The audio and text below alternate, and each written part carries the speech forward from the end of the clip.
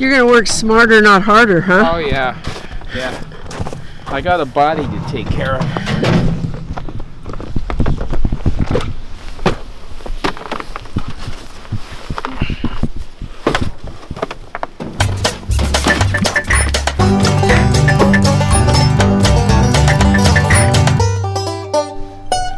Hi, I'm Rinda.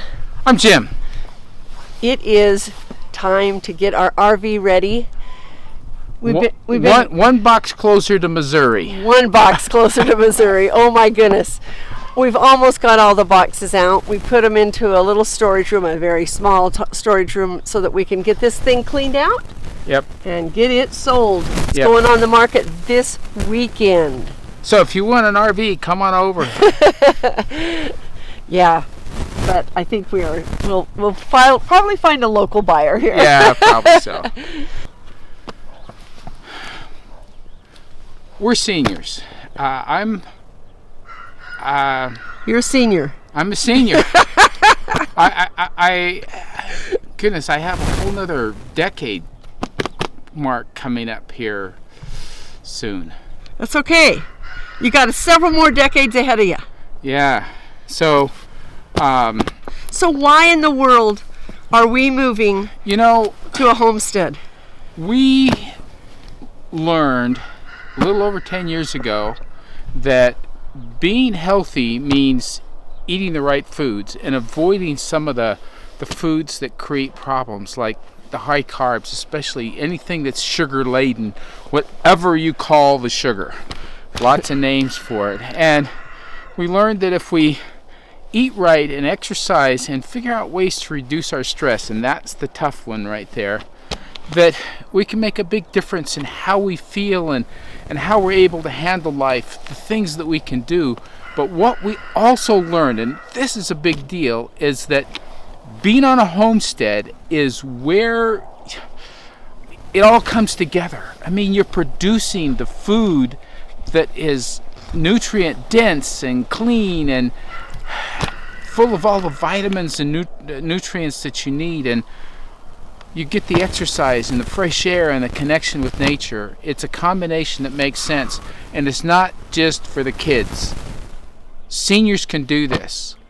You got to get yourself ready, and you can make it happen. Seniors need to do this. A lot of seniors are doing this. You need to join the movement and be part of it. It will change your future.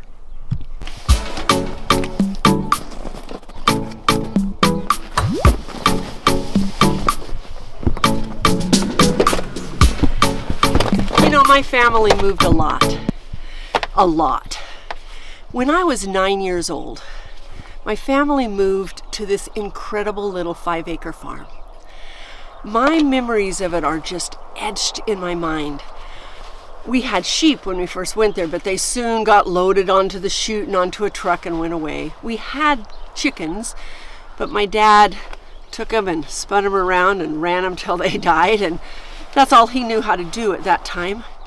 We had this garden that my mom worked tirelessly in and canned and canned and canned. We had fresh peaches and plums on our trees. There was a huge weeping willow tree in the backyard. Well, it was at the back of the 5 acres, and its willows would come all the way down to the ground and make like compartments. So my sister and I played house there. This little compartment is this room, and this one is that room. We played there for hours.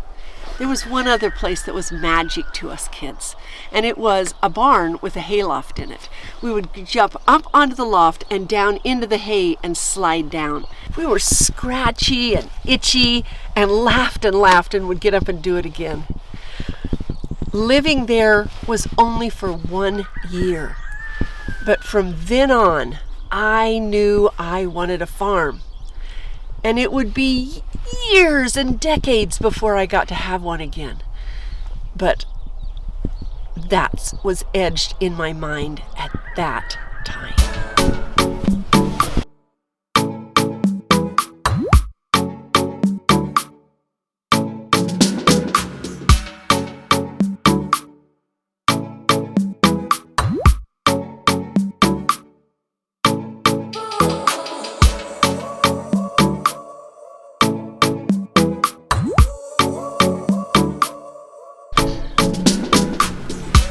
on one of the places that we lived, we just moved there. I was between my sophomore and junior year of high school, and my parents had moved into a house out south of this town where I graduated from high school. And there were fields around us, plowed fields. I was not quite 16.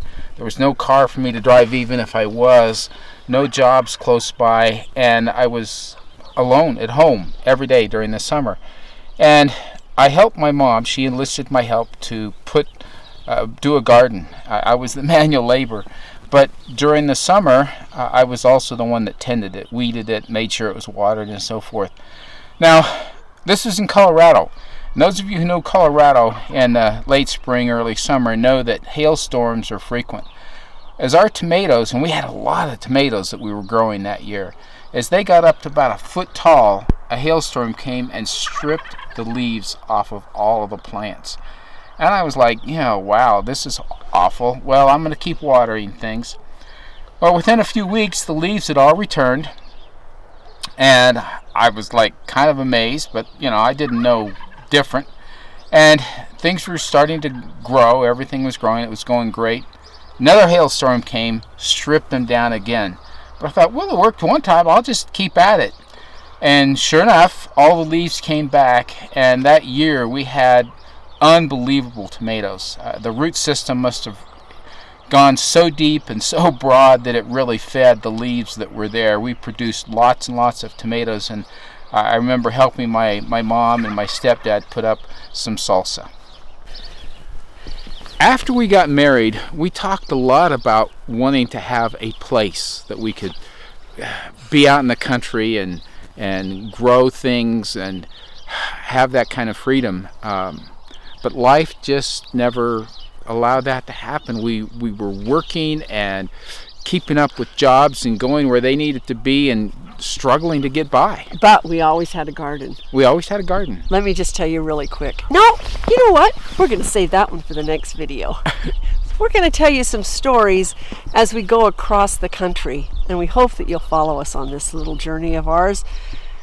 To say that we're ecstatic to get back to Missouri, we are one box closer.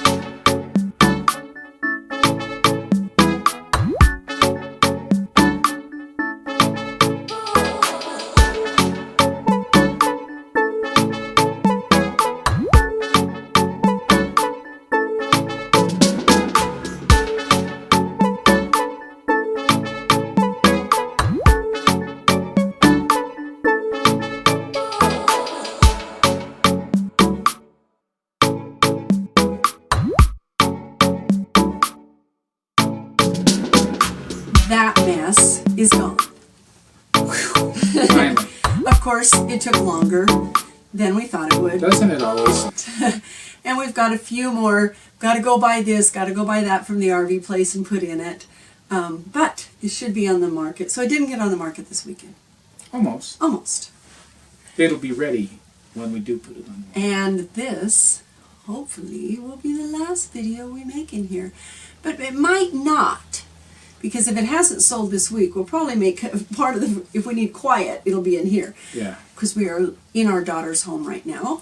And I wasn't implying that it wasn't quiet, but it's not private. So, and the only place we have to make it is on our bed. So.